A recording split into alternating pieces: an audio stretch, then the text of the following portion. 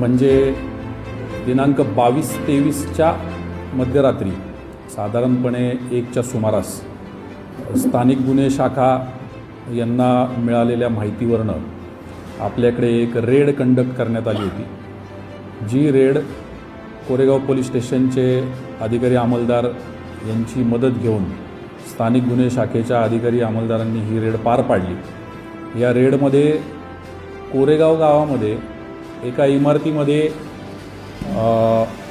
एक call centre त्या ठिकाणी चालू होता।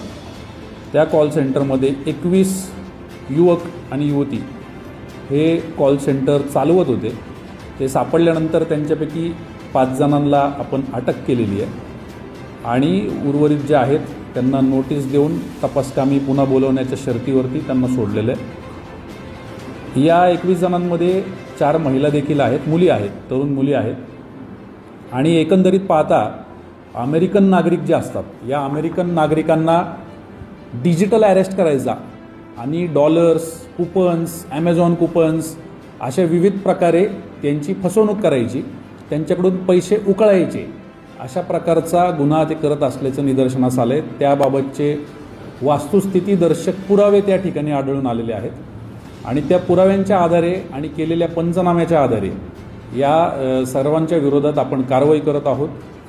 काल रात्री म्हणजे आज पहाटे कोरेगाव पोलीस स्टेशन या ठिकाणी गुन्हा दाखल करण्यात आलेला आहे आणि त्यांची पोलीस कस्टडियल रिमांड मागून पुढील तपास याच्यामध्ये स्थानिक गुन्हे शाखेमार्फत आपण करत आहोत। यासाठी आपल्याला आवश्यक ती मदत ही फक्त राज्य शासनाकडूनच नाही तर केंद्र शासन स्थित असलेल्या ज्या एजन्सीज आहेत त्यांच्याकडून पण घ्यावी लागणार आहे आणि याच्याबाबतचे जे काही स्टँडर्ड ऑपरेटिंग प्रोसिजर्स आहेत ते फॉलो करून हा तपास पुढे कार्यरत राहील, अशा पद्धतीने हा तपास करण्यात येईल।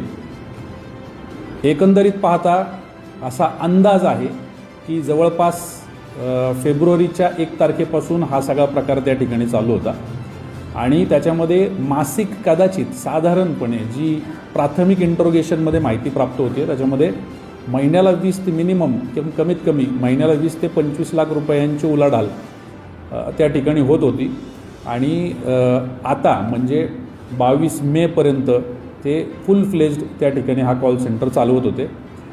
ते काय करत होते, कुठं राहत होते, कशा पद्धतीने काय काय कोणाकोणाला किती विक्टिम्स आहेत, त्यांचे नंबर कसे प्राप्त केले याच्याबाबतचा आता अधिक तपास पुढे होणार आहे। परंतु पुढच्या अनेक गोष्टी होण्याच्या आधी आपण यशस्वीरित्या तिथपर्यंत पोचून ते जे रॅकेट आहे ते रॅकेट आपण उद्ध्वस्त करू शकलो।